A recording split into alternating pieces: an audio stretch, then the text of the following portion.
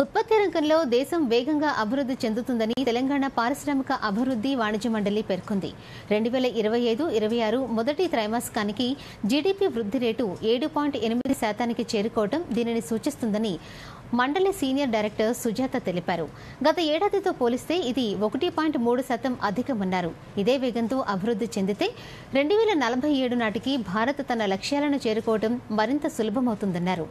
దేశంలో తయారీ రంగం వేగంగా వృద్ధి చెందుతుందని తెలంగాణ పారిశ్రామిక అభివృద్ధి వాణిజ్య మండలి సీనియర్ డైరెక్టర్ సుజాత తెలిపారు. 25-26 ఫస్ట్ క్వార్టర్కి జీడీపీ వృద్ధి రేటు 7.8%గా నమోదైంది. ఇది కిందటి సంవత్సరంతో పోలిస్తే దాదాపు 1.3% ఎక్కువ.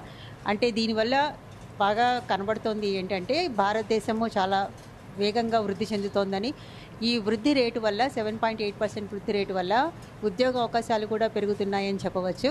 దీనికి కారణాలు మనకి మ్యానుఫ్యాక్చరింగ్ అంటే ఉత్పత్తి రంగంలో బాగా వృద్ధి రేటు ఎక్కువగా ఉండడము.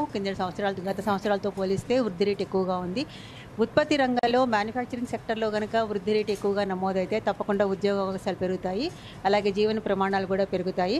ఇది మన దేశ అభివృద్ధికి అలాగే 2047 గోల్ ఏదైతే ఉందో ఈ 7.8% వృద్ధి రేటుని మనం ఇలాగే కనుక కొనసాగించగలిగితే మిగిలిన 3 క్వార్టర్లకి కూడా 25-26%లో 25-26 సంవత్సరానికి ఇది తప్పకుండా 2047 వికసిత్ భారత్ యొక్క లక్ష్యం ఏదైతే పెట్టుకున్నామో దాన్ని ఈజీగా మనము చేరగలుగుతాము.